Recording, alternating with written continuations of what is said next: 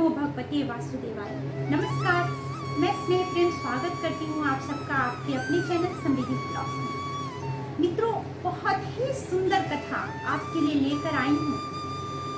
शिव पुराण के अनमोल कथाओं में से ये कथा चुना है मैंने आपके लिए, देवी संध्या की कथा। कौन है देवी संध्या? भगवान ब्रह्मा जी ने उनके प्रति क्यों अपने मन में आसक्ति पाई? क्या हुआ जब ब्रह्मा जी के मन में काम वासना आई देवी संध्या के लिए?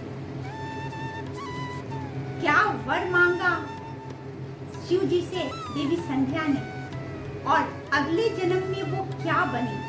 इन सारी बातों को इस कथा में जानेंगे। बहुत ही सुंदर कथा है। इस कथा के श्रवण से शिव महापुराण में ये वर्णित है कि जो भी देवी संध्या की कथा को सुनते हैं वो कई जन्मों के पाप से निवृत्त हो जाते हैं, कई जन्मों का पाप कट जाता है। ये आध्यात्मिक कथा ही नहीं बल्कि ब्रह्मांडीय शक्ति का एक बहुत बड़ा ही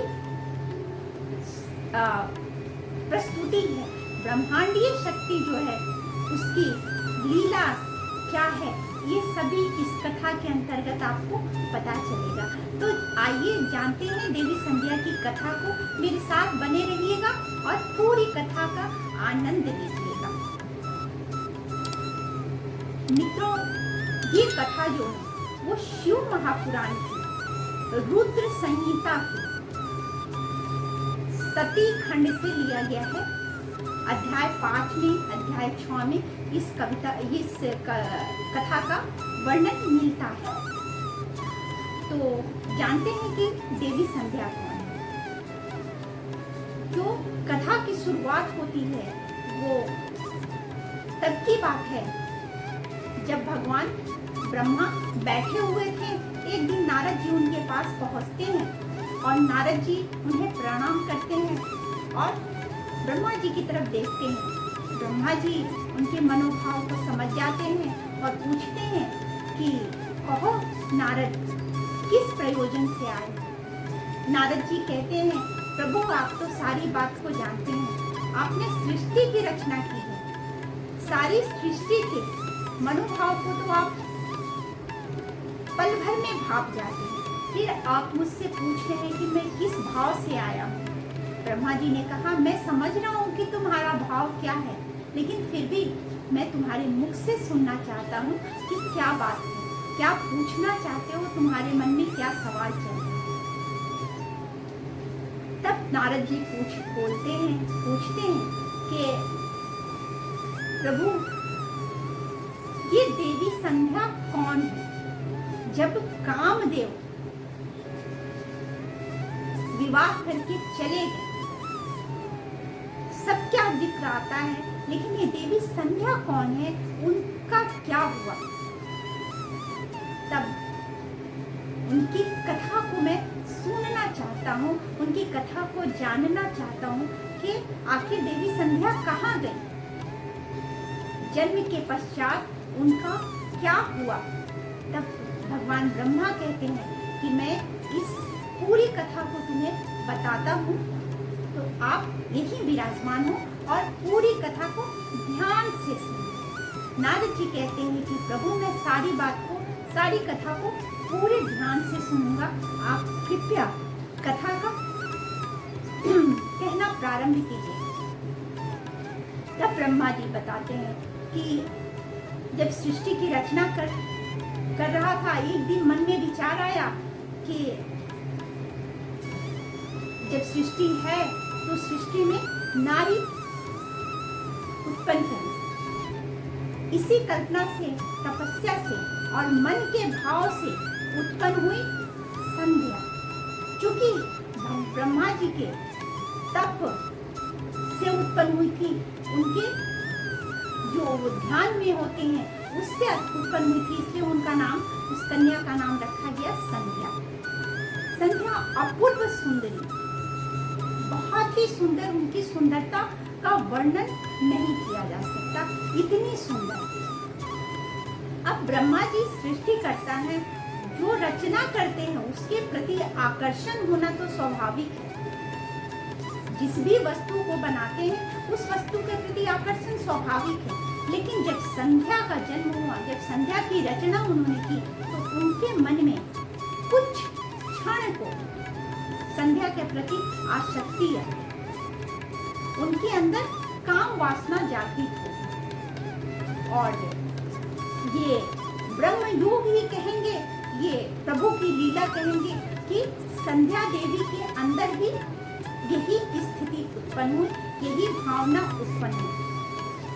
जो ऋषि मुनि लोग थे जिन्होंने अपने मन पे वश कर रखा था देवी संध्या के प्रति, उनके मन में भी यही भावना उत्पन्न हुई। वो इतनी सुंदर थी। और जब काम वासना वाली दृष्टि जब भगवान ब्रह्मा की देवी संध्या पर पड़ी और देवी संध्या के मन में जब यही भावना उत्पन्न हुई, तो उनकी जो शक्ति, उनका जो तेज था वो क्षीण पड़ गया। वो तेजहीन हो गए और मन में ग्लानि बढ़ गया कि ये मैंने क्या सोच लिया। अब इस ग्लानि से उन्होंने अपने शरीर को, अपने इस जो शरीर उनको सुंदर सा शरीर मिला था, उस शरीर को त्यागने का मन बना लिया। और यही सोचकर वो वहां से निकली कि इस शरीर को तो अब त्याग ही दूंगी। जिस मन में, इस शरीर के अंदर जो मन रहता है, उस मन में उसके प्रति काम की भावना आ गई, जिसने मुझे मेरी रचना की, और उनके मन में भी मेरे लिए ऐसी भावना आ गई। तो इस सुंदर शरीर का क्या करना, जो कि सारी जो ब्रह्मांड की जो शक्ति है उसे ही जो है सो कामातुर बना दी। ये सोचकर वो वहां से निकली कि शरीर का त्याग कर देंगी। और जब निकली तो वो चंद्रभागा पर्वत के पास पहुंची और सोची कि शरीर को त्यागूं। फिर उन्होंने कहा कि पहले मैं तपस्या करूंगी भगवान की और तब इस शरीर का त्याग करूंगी। वो चंद्रभागा पर्वत पर पहुंची, लेकिन उन्हें समझ नहीं आया कि तपस्या कैसे की जाती है, तपस्या का प्रारंभ कैसे करें और किसकी पूजा करें। उनके मन में ये बात चल रही थी और वहां से वो नीचे आए गृहलोहिता सरोवर के पास। उधर जब ब्रह्मा जी के मन में, ब्रह्मा जी ने देखा कि संध्या जो है सो वहां से चली गई और उसके मन में शरीर त्याग करने की बात आई, तो उन्होंने सोचा कि ऐसा ना हो कि वो संध्या शरीर को त्याग दे। तब उन्होंने अपने मानस पुत्र वशिष्ठ जी से कहा, ऋषि वशिष्ठ जी से कहा कि आप जाओ और जाकर के संध्या को तपस्या के लिए बताओ, तपस्या के बारे में बताओ। क्योंकि अगर उसे तपस्या करने की विधि नहीं पता चला, नियम नहीं पता चला, तपस्या कैसे की जाती है, तो हो सकता है कि वो अपना शरीर त्याग दे। वशिष्ठ जी वहां से पहुंचे गृहलोहिता सरोवर के पास और उन्होंने देवी संध्या को देखा। देवी संध्या से पूछा कि भद्रे आप कौन हैं? देवी संध्या ने अपनी सारी कथा बताई कि कैसे उनका जन्म हुआ और कैसे ब्रह्मा जी के प्रति उनकी आसक्ति हुई और स्वयं ब्रह्मा जी की आसक्ति हुई। तो सारी कथा को जानकर वशिष्ठ जी ने फिर उनसे कोई प्रश्न नहीं किया और पूछा कि बताइए मैं आपकी कैसे सहायता करूं। तो देवी ने पूछा, देवी संध्या ने पूछा वशिष्ठ जी से कि प्रभु आप मुझे बताइए ऋषिवर कि तपस्या कैसे की जाती है, और मुझे ये भी बात नहीं समझ में आ रही है कि मैं तपस्या करूं तो किसकी करूं। तो वशिष्ठ जी ने कहा कि आप तपस्या कीजिए भोलेनाथ भगवान शिव की तपस्या कीजिए, क्योंकि वही आदि है और वही अंत है, वही मन से वैरागी है, वही मन में वैराग्य पैदा करते हैं। तो आप उन्हीं की तपस्या कीजिए, वही आपको मार्ग दिखाएंगे। उन्होंने कहा, देवी संध्या ने वशिष्ठ जी से पूछा तपस्या कैसे की जाती है। तो वशिष्ठ जी ने कहा कि तपस्या जो है करने के लिए आपको जो आपके 12 घंटे के दिन है उनको 3 भागों में विभाजित करना होगा।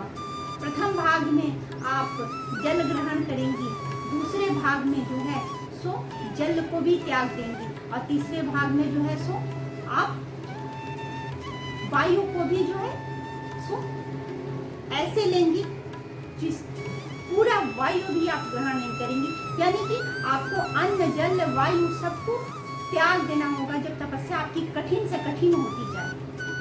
देवी संध्या तपस्या के नियम को जान करके वशिष्ठ जी को प्रणाम किया और तपस्या करने लगी। उनका तप इतना महान था, भोलेनाथ भगवान शिव को जब ये महसूस हुआ, जो आभास हुआ कि देवी संध्या का तपस्या जो है दिन प्रतिदिन और भी गूढ़ होता जा रहा है, और भी ज्यादा तेज होता जा रहा है, तब भोलेनाथ ने उन्हें दर्शन देने का मन बनाया और देवी संध्या के पास पहुंचे, उन्हें अपना दर्शन दिया।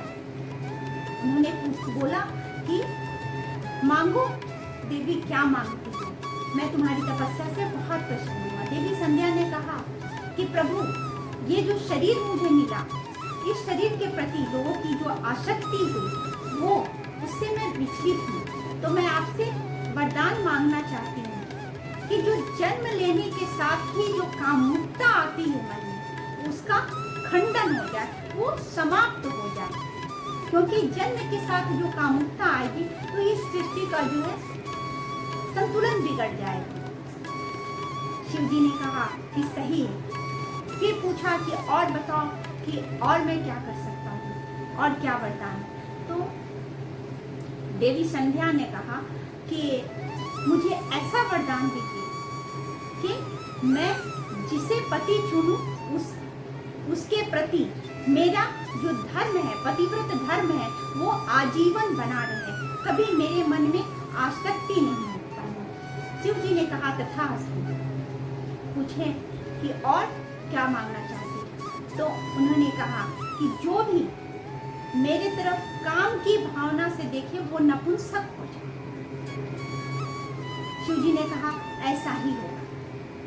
शिव जी ने ये तीनों वरदान दिए देवी संध्या को, और उसके बाद कहा कि देवी, आपने ये प्रतिज्ञा की थी कि शरीर को त्याग दूंगी, तो आप इस शरीर को अग्नि में विसर्जित करना चाहती थी, तो आप जाइए और चंद्रभागा सरोवर के पास वहीं पे ऋषि तपस्या कर रहे हैं, उस अग्नि में आप अपने आप को डालिए, भस्म कीजिए उसी अग्नि में अपने आप, और उसके बाद जब आपका अगला जन्म होगा तब आप इस जो आपका ये जो शरीर है उस शरीर से आपको छुटकारा मिलेगा, और आपके मन में जो ये ग्लानि की भावना है वो दूर हो जाएगी। और साथ ही आपने जो पति की बात की है, तो आप जब अग्नि में प्रवेश करेंगी तो अग्नि में प्रवेश करते समय आप जिसका ध्यान करेंगी वही आपके पति के रूप में आपको प्राप्त होगी। देवी संध्या को ऐसा कहा शिव ने, और उसके बाद उनके सर पे हाथ रखा। हाथ रखते ही देवी संध्या जो है आटे की हो गई। क्यों हो गई आटे? इसलिए क्योंकि उन्हें अग्नि में समाहित होना था, अग्नि में विसर्जित होना था, और अग्नि में वो समाहित होती अगर स्त्री के रूप में होती तो अग्नि में मांस जाता, तो ऋषियों की तपस्या भंग होती और देवताओं को मांस का भक्षण करना पड़ता, क्योंकि जो भी आहुति हम देते हैं वो हमारे देवताओं के पास जाता है।